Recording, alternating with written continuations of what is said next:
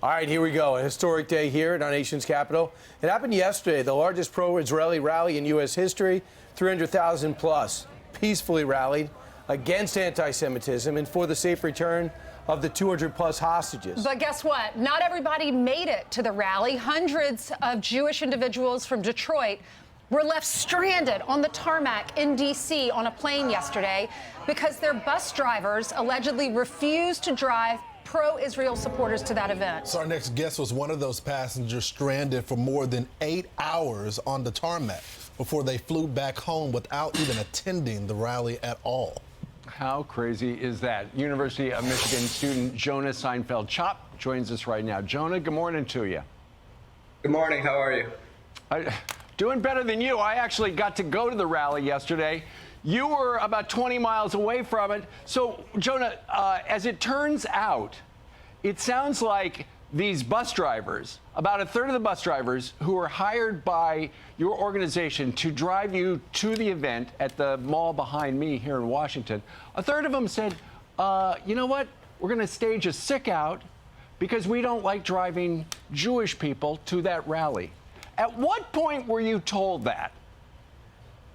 So we were sitting on the tarmac for about an hour and a half when we were told that the buses were having trouble making it through security and entering the tarmac.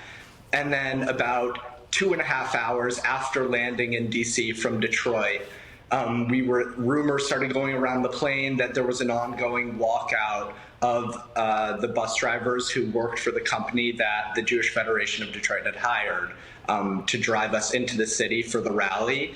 And then a representative of the Jewish Federation of Detroit got on the speaker of the plane and told us that, in fact, there were bus drivers refusing to come and pick us up to drive us to the protest. That's insane. So I was reading an article, correct me if I'm wrong, y'all did have the opportunity, and maybe this is the video we're seeing, to get off the plane and then get on another bus, but then they realized that bus was for a different group of passengers, so y'all had to get back on the bus, and you were on the bus for 11 hours straight?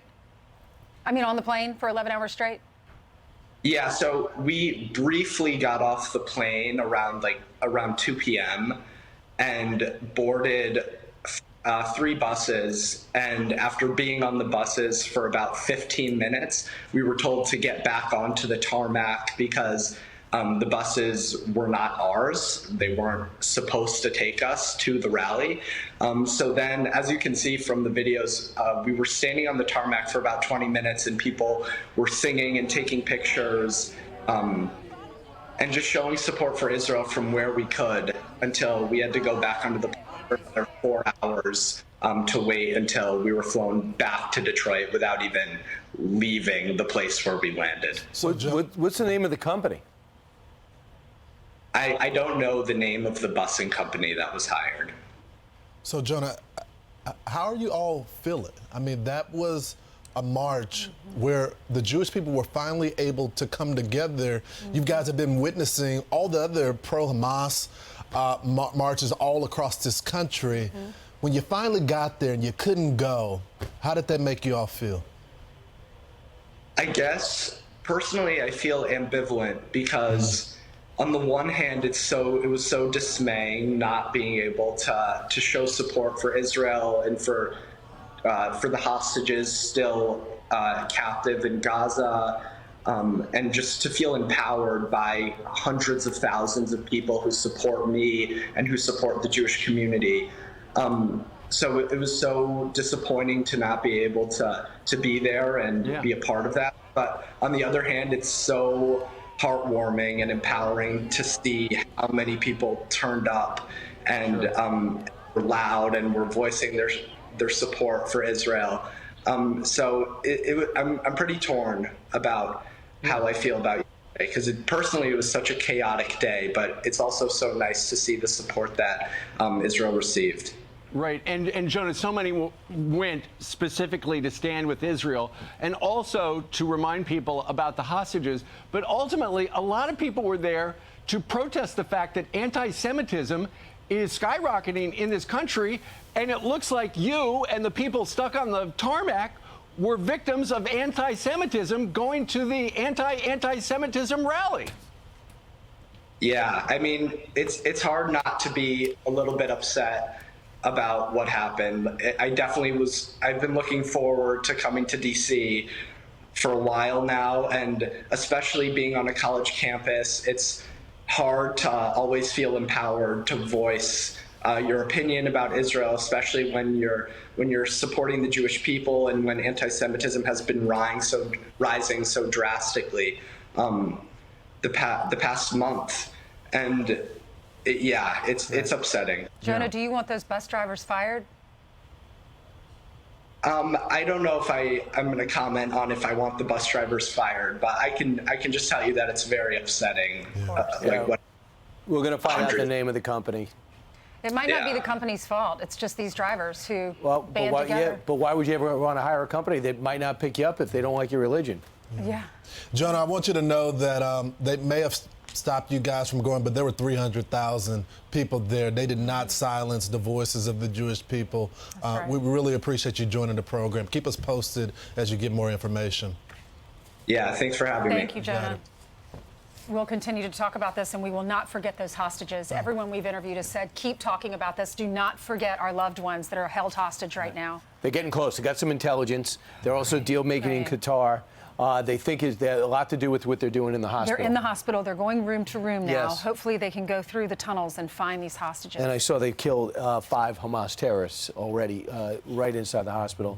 There's this interesting video of a guy in the hospital who comes forward and on Al Jazeera TV says Hamas did this. They hide behind civilians.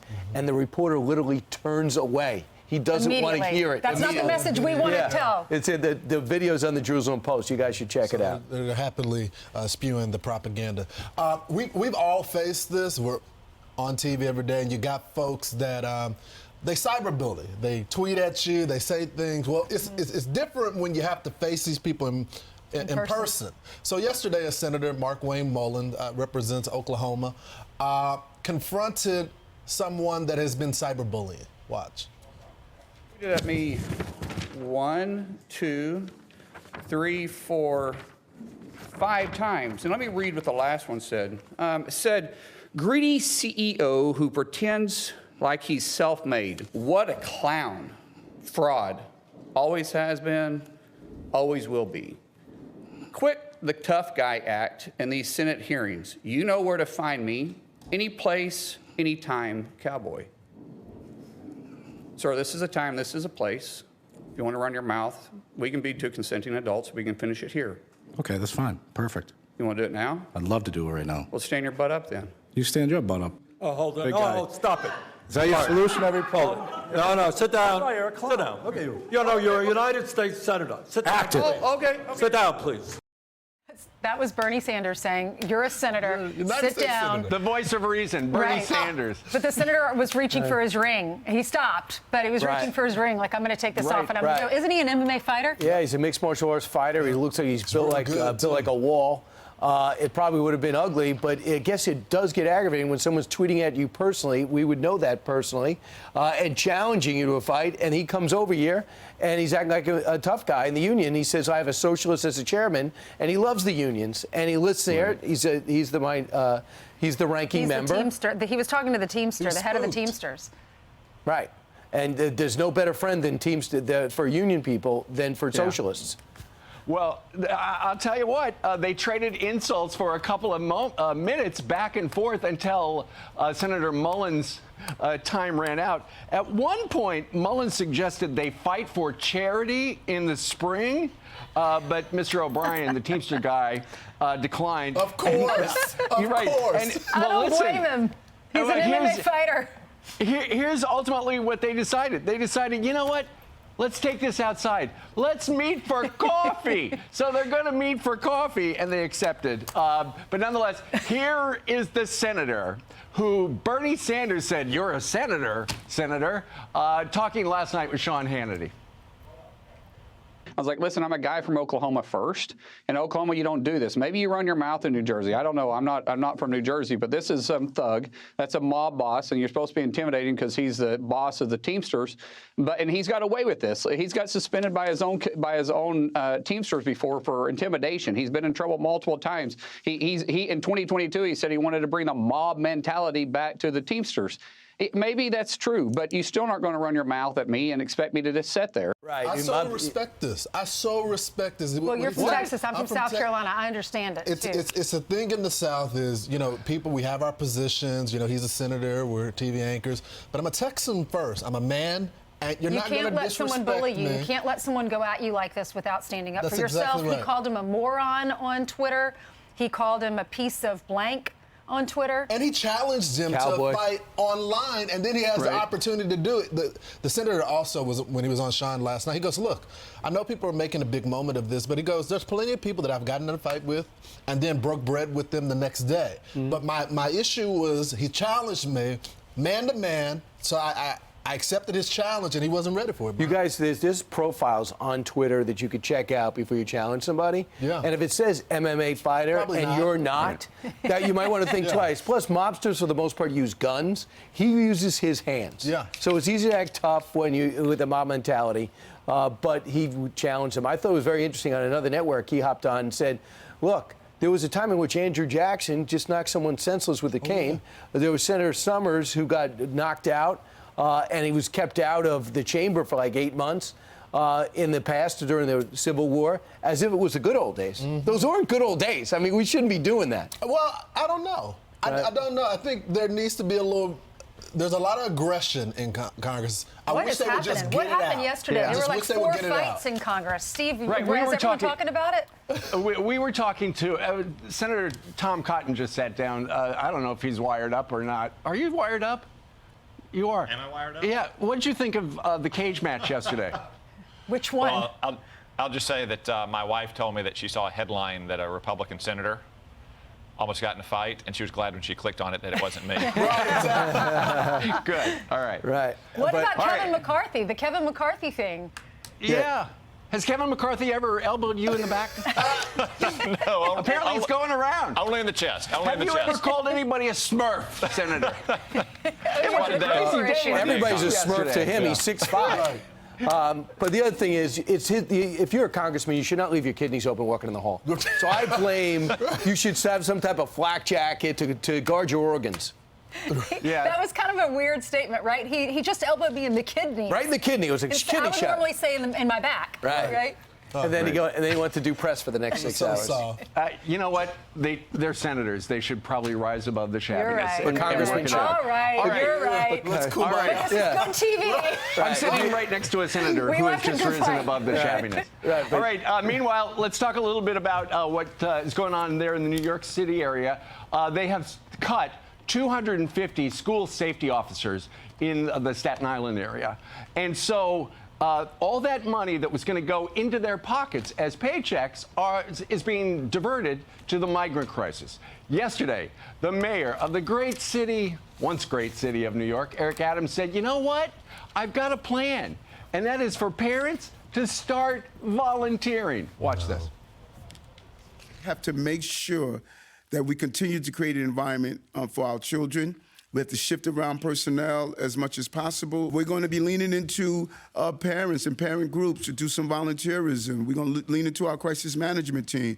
We have to pull an all hands on deck moment. No, you don't get to recommend that your city is a sanctuary city with no plan and then call the parents to help when they're facing inflation. They're living paycheck to paycheck. They're barely surviving, and you're calling on the parents to solve a problem that you invented. I think that is so wrong. And didn't we just pay to train them? It says these are newly trained safety agents. Right. So we just paid to train them. It's just like those tent cities that are going up for the migrants. We pay for all those. Hundreds of thousands of dollars for the tents to go up, then they don't use them, then they take them down, then they rebuild them.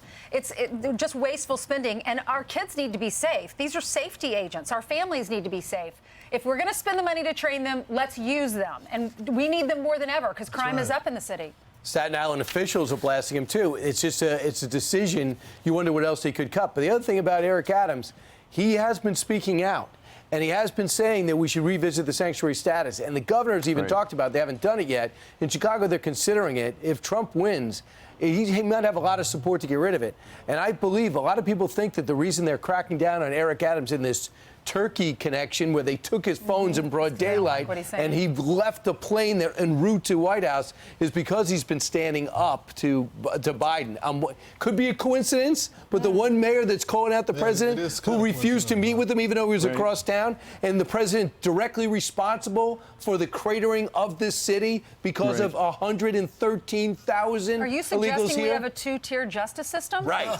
Yeah. There's one side is the left, and there's the other side, anyone who criticizes the left, even if you're on the left, perhaps. Well, Steve, he kicked Mayor Adams off of his presidential campaign. He was on the steering committee, and once he started criticizing, he took his hands off the wheel. Yeah.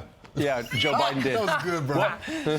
Ultimately, here's what it comes down to, though. When the mayor says, essentially, this is what he's saying. If you want your kids to be safe in the public schools, parents are going to have to volunteer. I bet parents are going to volunteer because they want their kids safe. It's not the way it should. It's not the way it should happen. But if that's what it's going to take, of course people would show up. Yeah, but what am I going to do? I would love to volunteer at my daughter's school, but what am I going to do if someone comes in that's dangerous? Talk sternly. Yeah, I'm going to talk. Talk sternly. Get a YouTube video. I'm going to be an advocate. I'm going to say, let's calm down. Don't make me raise my voice. I've never heard your stern voice. Oh, my daughter calls it the dark voice. It only comes out at night when she won't go to bed. She uses every excuse under the sun. As you know, as a parent, that kids do this. She's 8 years old. She needs some milk. Oh, Mama, I need to go to the bathroom. Oh, Mama, I didn't brush my teeth as well as I should. Mama, could we read another Jesus book? And, of course, that's hard to say no to. Right. She's smart. She knows. This is a negotiator. I used to say, can I just stay up for the Tonight Show? Yeah. That was it? Yeah. Your parents were like, I should have tried the Jesus book. That would have been better. Carly, get ready. Because you're a little tiger. I love watching him. That is so cute that she wants to stay up to read another Jesus book. No, but I start to panic because I know what time my alarm's going off and I know she needs sleep. She's working. That is called working the system. Watch out for her as she grows up. There's always an unread Jesus book. There's the dark voice comes out while I'm reading the Jesus book. Right. What kind of voice are you going to use, Carly, for this? I'll use my newswoman voice for this upcoming read. We do have some very serious news to get to, guys, and a horrific story that just isn't getting enough attention. New overnight, 8 Las Vegas teens are arrested and charged with murder in connection with the deadly beating of this 17-year-old. You see him on your screen right there. His name is Jonathan Lewis. The suspects are between the ages of 13 and 17. They were all booked in a juvenile detention center. Police are still looking for 2 more suspects. Now, Lewis died less than a week after the attack. Authorities believe the fight was over a pair of stolen headphones and possibly a vape, and he lost his life as a result. Now to a developing story. Public schools in Portland, Oregon will remain closed today after negotiations stalled between the teachers union and the school district. Students have had not a single day of school this month as we enter day 9 of this historic strike. The union is looking for better pay for teachers and says the district's proposal is more than $200 million less than what they're looking for. So a lot of daylight to be made up for here. 2 Portland parents will join us next hour to discuss this strike. I'm Steve Ducey. I'm Brian Kilmeade. And I'm Ainsley Earhart. And click here to subscribe to the Fox News YouTube page to catch our hottest interviews and most compelling analysis.